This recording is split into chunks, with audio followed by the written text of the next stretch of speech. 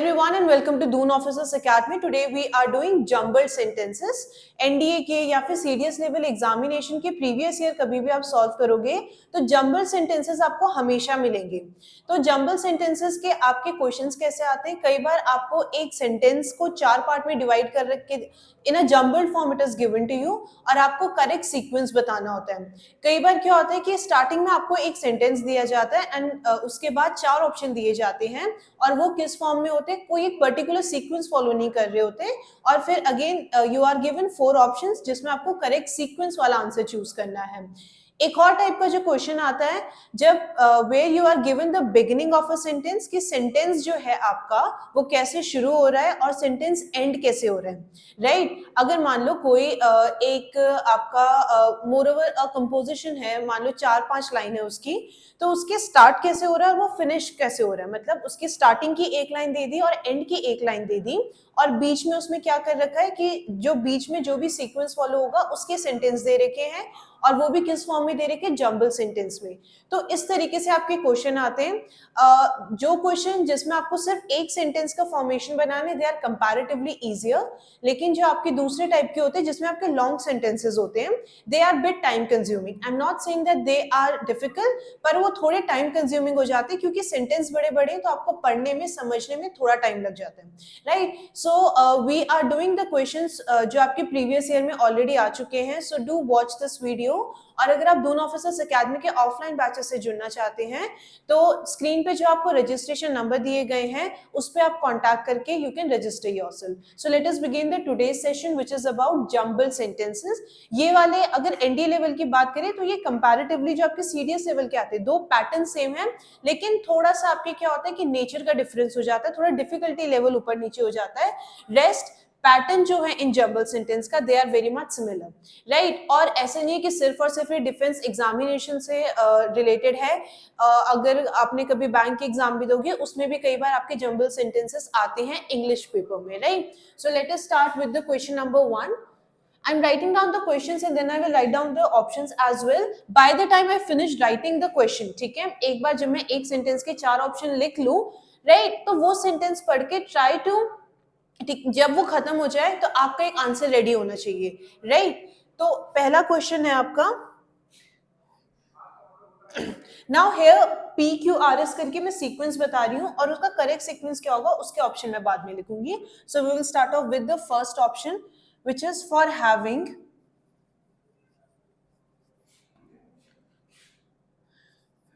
stood first last year at the BA examination.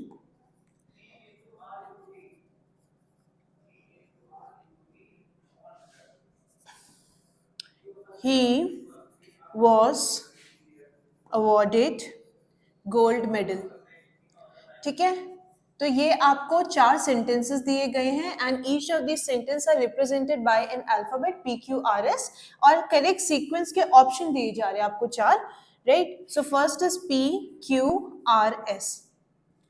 B option है SPRQ. Third option है PRQS और last option है आपका SRQP. ठीक है. For having stood first last year at the BA examination, he was awarded gold medal. ठीक है, तो पहला आपका क्या बोल रहा है PQRS, क्या as it is हो जाएगा? For having stood first last year at the BA examination, he was awarded gold medal. हो भी सकता है. नेक्स्ट ऑप्शन क्या है? SPRQS, he was awarded gold medal for having stood first at the BA examination last year. Then it is PRQS. For having stood first at the BA examination last year, he was awarded gold medal. ठीक है, अब देखो ये वाला जो है ना आप एलिमिनेट कर सकते हो and what is the reason for that? जो सीक्वेंस ये फॉलो कर रहा है PRQS जो है, जब आप सेंटेंस के अकॉर्डिंग ये सीक्वेंस फॉलो करोगे it is not making the right sense, है ना? अब देखो क्या बोला जा रहा है, for having stood first eight the BA examination last year he was awarded gold medal, है ना। एक आपका सीक्वेंस फॉलो नहीं हो रहा है, राइट। जो आपके एक सीक्वेंस फॉलो होना चाहिए था, राइट। कभी भी आप सेंटेंस पढ़ते हो ना, एक फ्लो होता है, तो यहाँ पे वो फ्लो फॉलो नहीं हो रहा है, तो इसलिए आपका सी वाला ऑप्शन तो एलिमिनेट हो गया। अब आ जाते हैं डी ऑप्शन पे, which is SRQP। He was awarded gold medal at the BA examination last year for having stood first, right. ये वाला ऑप्शन भी नहीं हो सकता, ठीक है। अब देखो, जब भी आप कुछ ही वॉज अवॉर्डेड गोल्ड मेडल क्यों दिया गया है ना, रीजन क्या था इसका, that he was awarded gold medal, he was awarded gold medal.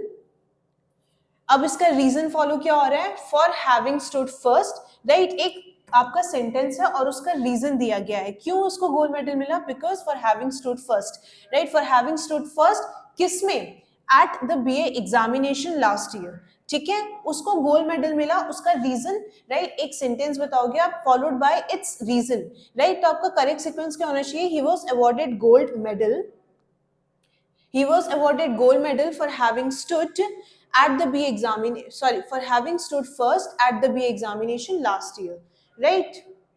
So what should be the correct sequence, it should be S P R and Q, ठीक है। तो आपका करेक्ट ऑप्शन क्या है, B, S P R and Q, ठीक है। कभी भी कोई भी सेंटेंस दिया गया है तो उसका एक सीक्वेंस फॉलो होना चाहिए, राइट। सीक्वेंशियल वे में उस पर्टिकुलर सेंटेंस का आपको करेक्ट क्या मिलना चाहिए, सेंस बनना चाहिए, राइट। तो नेक्स्ट क्वेश्चन करते हैं। There is no hard and fast rule for the jumble sentences, ठीक है। ऐसा कोई एक पर्टिकुलर रूल नहीं है कि भाई यही आपका रूल फॉलो होगा, डिपेंडिंग अपॉन कि जो आपके सेंटेंसेस दिए गए हैं उसका सेंस क्या बन रहा है, उस पर डिपेंड करता है कि सीक्वेंस क्या होगा, राइट। नेक्स्ट क्वेश्चन पे आ जाते हैं हम। We are proud that, sorry, P part क्या बोल रहा है आपका, as our chief guest our mayor is a former student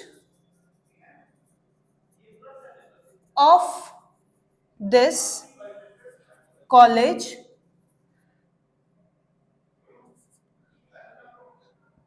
who is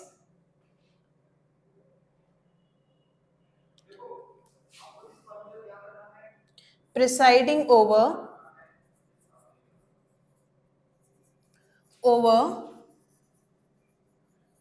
today's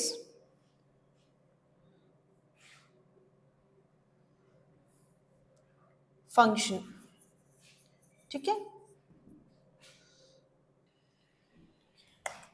अब ऑप्शन क्या दे रखे हैं आपको, P Q R S, second option is Q P S R, next option है आपका P Q S R, last option है आपका Q S P R, ठीक है।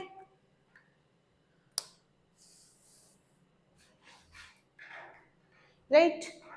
अब देखो क्वेश्चन का सेंस क्या बन रहा है, we are proud that, the reason why we are proud, क्यों हम प्राउड हैं, as our chief guest our mayor is a former student of this college who is presiding over today's function, right। अब देखो यहाँ पे sense क्या बन रहा है, who is presiding over today's function, who is presiding, right. जो आपका यहाँ पे who प्रोनाउन यूज किया गया है, हमने क्या पढ़ा था, रिलेटिव प्रोनाउन के बारे में पढ़ा था ना, कि वो रिलेशन बताता है, who कौन कर रहा है प्रिसाइड इस फंक्शन को, तो उसके बारे में कोई स्टेटमेंट होगा, right. So it should be who is presiding over today's function, who is presiding, तो क्या होगा, our mayor, right, our mayor who is presiding over today's function। अब देखो किसके बारे में बात की जा रही है, मेयर के बारे में बात की जा रही है। जब रिलेटिव प्रोनाउन हम पढ़ रहे थे उसमें क्या करता है, रिलेशन बताता है, कौन प्रिसाइड कर रहा है, मेयर, राइट। तो करेक्ट सीक्वेंस आपका, एक चीज तो आपको समझ आ गई कि Q और S जो है वो साथ में आएंगे। नाउ लुक एट ऑप्शन में कहीं Q और S साथ में है, पहले में पी क्यू आर एस, तो ये नहीं हो सकता। सेकेंड में भी नहीं है। अब थर्ड वाले उसमें है ना क्यू एस साथ में है, तो एक सी ऑप्शन आपका हो गया। अगेन हेयर ऑल्सो यहाँ पे क्यू आर एस साथ में आ रहे, तो दो ऑप्शन एलिमिनेट हो गए। मतलब ये है कि 50% काम तो हो गया। अब आ जाते हैं नेक्स्ट क्या है, who is presiding over today's function. आज का जो फंक्शन क्या कर रहे हैं, प्रिसाइड कर रहे हैं, right. Who is as the chief guest, who is presiding over today's function, किस तौर पे कर रहे हैं, as a chief guest, right. So it should be our mayor who is presiding over today's function। किस तौर पे वो प्रिसाइड कर रहे हैं, as a chief guest, right. अगर मैं किसी के बारे में बात करती हूँ कि भाई अगर मान लो कि हमारी एक कोई प्रिंसिपल है, स्कूल की अगर मैं बात करी, हमारी प्रिंसिपल है, राइट, जो आज के फंक्शन को क्या कर रही है, प्रिसाइड कर रही है। एज अ क्या, किस रिस्पेक्ट में, किस रिगार्ड में वो प्रिसाइड कर रही है, या at what position she is presiding over the function, as a chief guest, है ना, as a chief guest. So Q S, उसके बाद क्या आना चाहिए, पी आना चाहिए। अब देखो यहाँ पे स्टार्टिंग में पी आ गया है ना, तो ये ऑप्शन भी एलिमिनेट हो गया। लास्ट में एक ही ऑप्शन बचता है, Q S.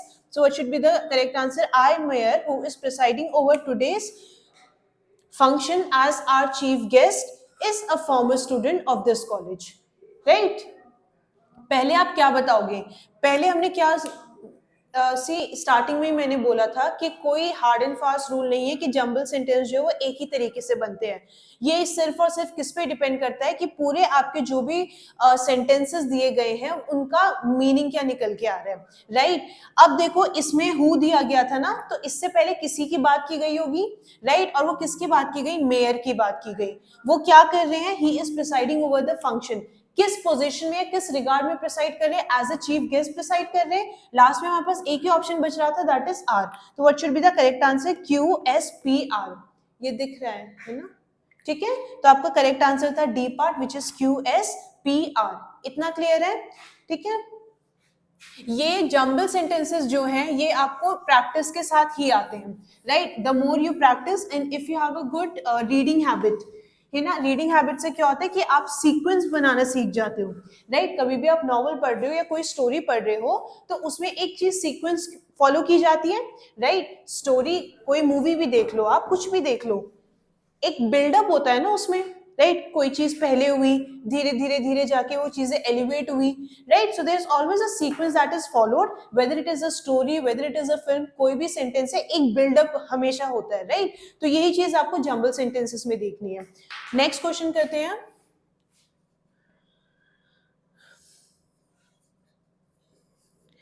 Eight the end of the morning exercise,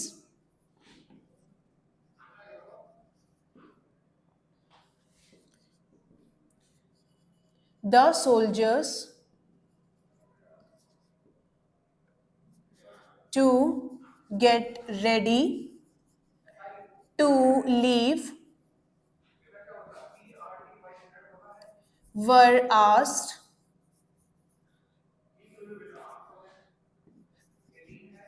for an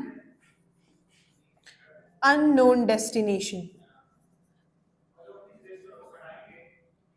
अब सीक्वेंस में क्या क्या ऑप्शन दिए गए हैं, P Q R S, R S P Q, S R Q P.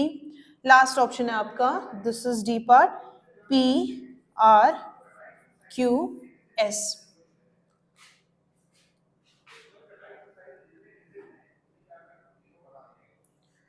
ठीक है। At the end of the morning exercise, जब मॉर्निंग एक्सरसाइज खत्म हो गई तब क्या हुआ, ठीक है, the soldiers to get ready to leave were asked for an unknown destination. अब देखो वर आस्क्ड किसको पूछा गया है, कोई एक पर्टिकुलर सब्जेक्ट चाहिए हमें, द सोल्जर्स वर आस्क्ड, ऐसा तो है नहीं किसी भी रैंडम किसी को पूछा गया सेंटेंस में। Eight the end of the morning exercise the soldiers were asked, तो एक सीक्वेंस तो हमें पता चल गया कि पी और आर एक साथ आएंगे। अब ऑप्शन देख लेते हैं, यहाँ पे नहीं है, पी और आर नहीं है साथ में, ठीक है, कहीं भी नहीं है, बस एक ही ऑप्शन बच गया, राइट। तो अब देखो पी आर और eight the end of the morning exercise the soldiers were asked, क्या पूछा गया। अब देखो द सोल्जर्स वर आस्क्ड, क्या पूछा गया, ये नहीं आ सकता ना, for an unknown destination the soldiers were asked to get ready. क्या पूछा, अब देखो कोई सवाल है, अगर मैं बोलती हूँ मैंने उससे पूछा, फिर मैं आगे अपना सेंटेंस लिखूंगी ना, क्या पूछा मैंने, तो यही चीज इसमें भी फॉलो हो रही है। At the end of the morning exercise, अब किसको पूछा मैंने, सोल्जर्स को, वर आस्क्ड, जो सोल्जर्स थे उनको पूछा गया, राइट, या फिर उनको मोरओवर एक इंस्ट्रक्शन दी गई to get ready to leave, है ना, क्या इंस्ट्रक्शन फॉलो करने को बोले, to get ready to leave, है ना, अब लीव लेकिन कहाँ के लिए, फॉर एन अननोन डेस्टिनेशन, ठीक है। तो करेक्ट सीक्वेंस आपका क्या आना चाहिए, द सोल्जर्स, पी आ गया, वर आस्क्ड आर, पी हो गया यहाँ पे, आर हो गया, were asked to get ready to leave, to get ready to leave for an unknown destination, P R Q S, ठीक है, पी आर क्यू एस, ये एक ऑप्शन बचता आपके पास, राइट। जंबल सेंटेंसेस किस पे बेस्ड है, सिर्फ और सिर्फ सेंटेंस के मतलब पे बेस्ड है, क्या सेंटेंस कहना चाह रहा है, it only depends on that, ठीक है, फर्क नहीं पड़ता कोई, बस आपके क्या होनी चाहिए, समझने की एबिलिटी होनी चाहिए कि सेंटेंस का मतलब क्या है, इसीलिए क्या सीक्वेंस फॉलो होगा, राइट। ऐसा नहीं है कि ये कोई ग्रामर रूल फॉलो कर रहे हैं, अगर इंग्लिश में कभी भी आप ग्रामर सेक्शन की बात करो तो उसमें एक पर्टिकुलर रूल फॉलो कर रहे होते हैं ना, बट जंबल सेंटेंस में कोई एज सच रूल नहीं है, it solemnly depends upon the meaning of the sentence, ठीक है, जो आपके सेंटेंसेस टुकड़ों में बांटे गए हैं उनका क्या मतलब निकल के आ रहे हैं, alright. Now the next question is, after having got up from bed, ठीक है, ये है आपका beginning of the sentence, right. When जब हमने ये सेशन शुरू किया था तब मैंने क्या बोला कि आपके क्या हो सकते हैं, या तो आपको पहले सेंटेंस दिया गया है कि आपका सेंटेंस जो है उसका शुरू कैसे हो रहा है, कई बार आपको इनिशियल और आपके स्टार्टिंग और आपके जो एंडिंग सेंटेंस है वो दिए जाते हैं, कई बार आपको डायरेक्टली सीक्वेंस दिया जाता है, right. After having got up from bed, पहला ऑप्शन आपका क्या है,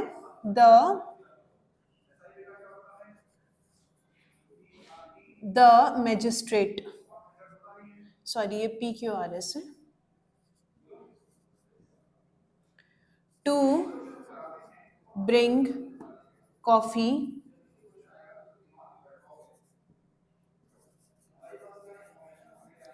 ordered the attendant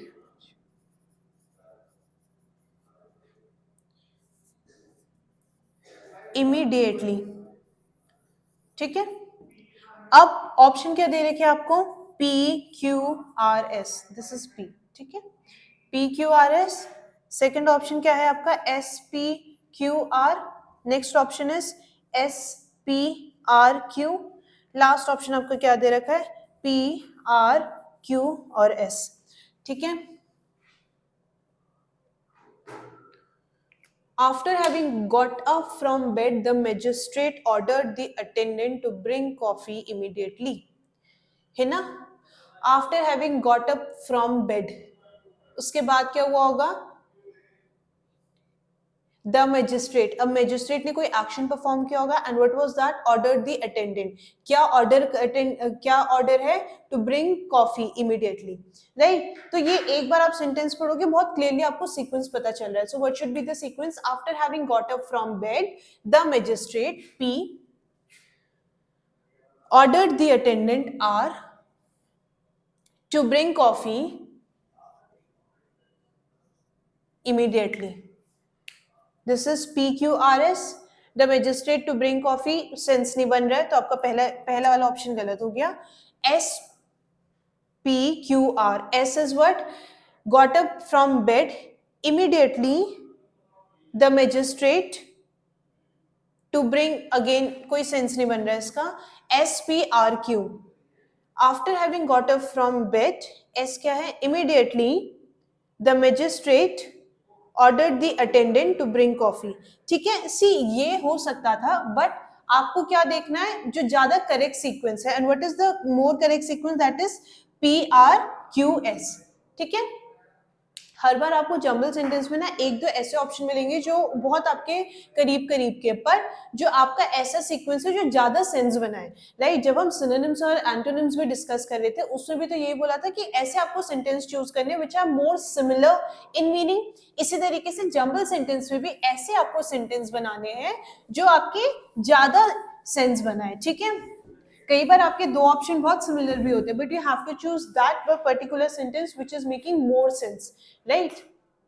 next question आपका क्या है?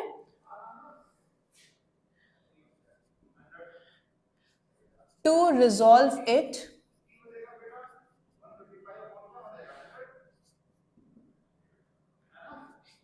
then it is easier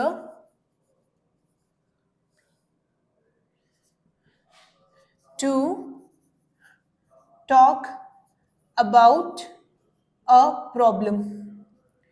अब ऑप्शन आपको क्या क्या दे रखे हैं? Options are R P Q S, second option है आपका Q P R S, P Q S R, and the last option is R S Q P. अब देखो सेंटेंस में मतलब क्या निकल रहा है कि किसी प्रॉब्लम के बारे में बात करना ज्यादा इजी है देन टू रिजॉल्व इट, है ना। भाई अगर मुझे क्या दिक्कत है ये मैं बहुत इजीली बता दूंगी, है ना। कि अगर if I have thought even a bit about the problem, अगर मैंने एक प्रॉब्लम, मेरी लाइफ में कोई प्रॉब्लम है उसका मैंने एक ओवरव्यू लिया है, right. If I have tried to get an overview of the problem, मैं बहुत आसानी से उसके बारे में बात करूंगी, है ना। आप कभी भी न्यूज चैनल में देखोगे चार लोग बैठते हैं, सब ये डिस्कस कर रहे होते हैं कि भाई प्लास्टिक जो है वो बहुत ज्यादा it's a big issue in our society, we must do this, we must do that, है ना। 10 लोग हैं, 10 आपको वो आइडियाज दे देंगे और 10 चीज रीजन बता देंगे क्यों प्लास्टिक खराब है। भाई बायोडिग्रेडेबल नहीं है, और आप ये बोल सकते हैं it is a non biodegradable, है ना। आजकल आप सुनने में ये करोगे कि जो प्लास्टिक चीजें हम जिसमें हम खाना कंज्यूम कर रहे हैं, कई बार माइक्रोप्लास्टिक जो है वो हमारी बॉडी में एंटर कर जाती है, right. So there are n numbers of problem that is related to the plastic. 10 लोग उस प्रॉब्लम के बारे में बात कर रहे हैं, पर आप बताओ उनमें से कितने लोग होंगे जो उस प्रॉब्लम को हर रोज डे टू डे लाइफ में टैकल कर रहे हैं, right. You when you wake up in the morning, brush करते हैं आप, है ना। ब्रश क्या है? प्लास्टिक से बना हुआ है।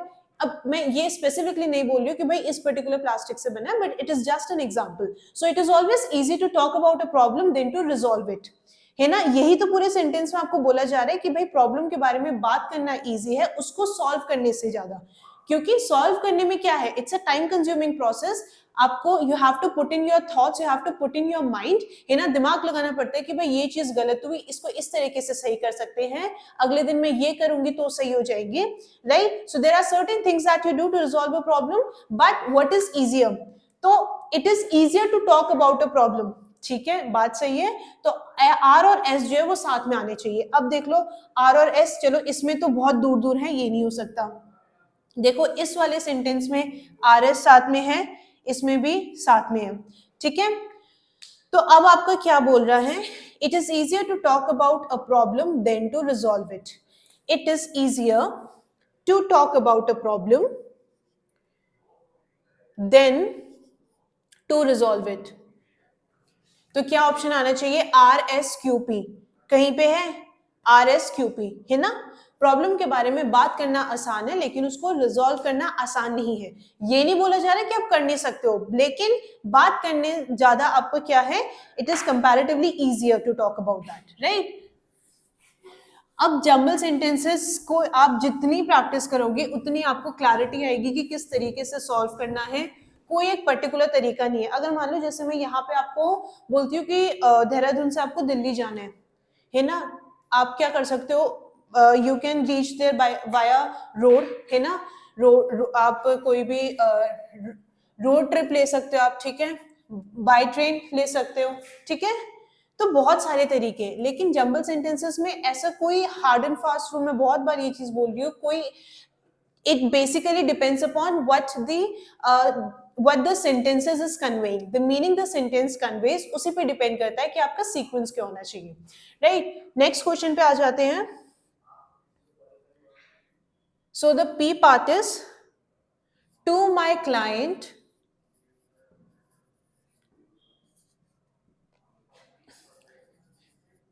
that I speak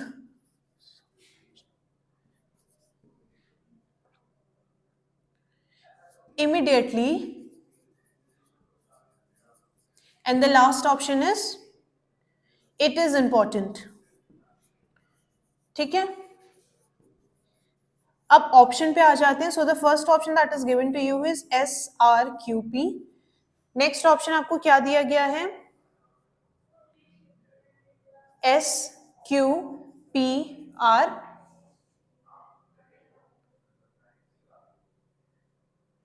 C option है आपका SPQR, और जो लास्ट ऑप्शन आपको दिया जा रहा है PSQR. ठीक है, to my client that I speak immediately it is important, है ना. कोई एक ये बात बोल रहा है कि भाई मुझे मेरे क्लाइंट से बात करनी है इमीडिएटली, राइट. तो आपको क्या आना चाहिए? It is important.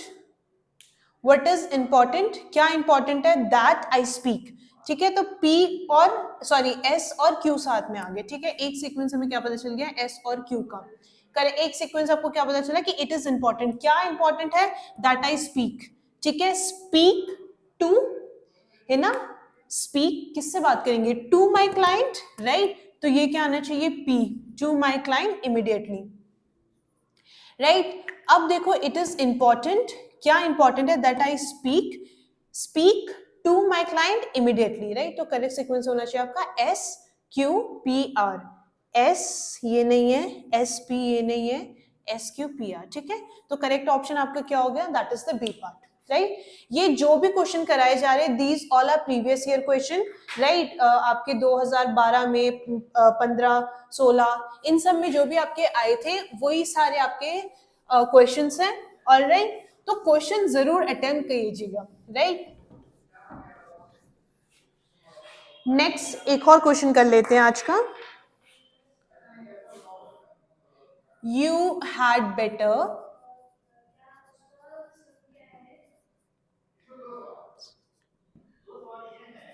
of getting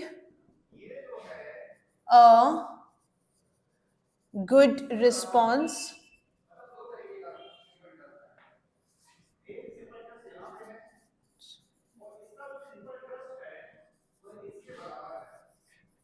we will be sure work hard. अब क्या है आपके option? RSQP. Next option is SQRP,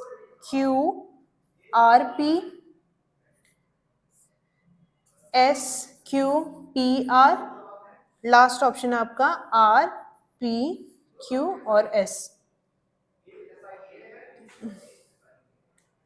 You had better. You had better. अब देखो सेंटेंस में क्या बोल रहा है? You had better. क्या करना चाहिए था आपको, है ना? Of getting a good response, ये नहीं हो सकता, है ना. यू हैड बेटर, क्या काम करना चाहिए आपको? सो दैट नहीं, we will be, you had work hard, है ना. अगर यू हैड बेटर आपको, अगर मैं ये बोलती हूँ ना कि आपको क्या है, सेंटेंस देखो शुरू कैसे हो रहा है? यू हैड बेटर से शुरू हो रहा है ना. तो क्या बोला जा रहा है? You had better work hard, right. तो सबसे पहला क्वेश्चन में क्या आना चाहिए? S, right. You had better work hard. ठीक है, तो पहले जो शुरू होगा वो S से शुरू होगा. अब ये R से शुरू हो रहा है, ये भी R से शुरू हो रहा है, तो दो ऑप्शन तो हमारे वैसे ही एलिमिनेट हो गए. The best method to resolve a question is an elimination method. ठीक है, अब देखो दो ऑप्शन तो एलिमिनेट हो गए, तो मतलब 50% तो आपका काम हो चुका है. अब क्या बोल रही हूं मैं? S. अब देखो दोनों ही उसमें Q है, राइट. तो ऑटोमेटिकली S के बाद तो Q आना ही चाहिए. You had better work hard so that अब देखो so that के बाद मैं ये बोलूं of getting a good response doesn't make sense. So that we will be sure of getting a good response. So that we will be sure. ठीक है, तो Q के बाद क्या आना चाहिए? R आना चाहिए. अब देखो R इसमें R है, इसमें नहीं है तो आपका ये हो गया, ठीक है। आपको पूरी भी क्वेश्चन सॉल्व करने की जरूरत नहीं है। कई बार आपके ना ऑप्शंस भी इस तरीके से दिए होते हैं कि आप पूरा क्वेश्चन सॉल्व ना करो बट वो रिजॉल्व हो जाएगा, right. So these were few of the previous year questions that we have attempted today. Jumble sentences इसी तरीके के आपके आते हैं। थोड़ा बहुत आपका पैटर्न बिल्कुल चेंज होता रहता है, लेकिन जंबल सेंटेंस जो होते हैं वो आपके काफी ज्यादा आते हैं, राइट। कुछ होंगे आपके which are comparatively similar, sorry comparatively simple, है ना, छोटे भी होते हैं वो। अब देखो जो भी हमने आज क्वेश्चन किए वो क्या थे, छोटे थे, बहुत बड़े बड़े सेंटेंसेस नहीं थे उसमें। और जो दूसरा टाइप का आता है उसमें ये होता है कि आपके बहुत लंबे लंबे सेंटेंस होते हैं, मतलब एक एक दो दो लाइन के आपके सेंटेंस होते हैं, राइट। और यही आपका एनडीए में भी चलता है और यही आपका सीडीएस पेपर में भी चलता है। सो this was all for today. और इन द नेक्स्ट वीडियो कुछ और जंबल सेंटेंसेस करेंगे आपको, तो ताकि ये होगा कि प्रीवियस ईयर के क्वेश्चन तो सॉल्व हो, लेकिन उसके साथ साथ क्या है, आपकी प्रैक्टिस भी होती रहे। कोई भी एग्जाम देने जाते हैं आप प्रीवियस ईयर के पेपर जरूर करके जाओ। सो this was all for today. और दून ऑफिसर्स एकेडमी के अगर ऑफलाइन बैचेस से आप जुड़ना चाहते हैं तो स्क्रीन पर दिए गए रजिस्ट्रेशन नंबर पे आप कॉन्टैक्ट कर सकते हैं। So this was all for today. Thank you everyone and have a good day to you all.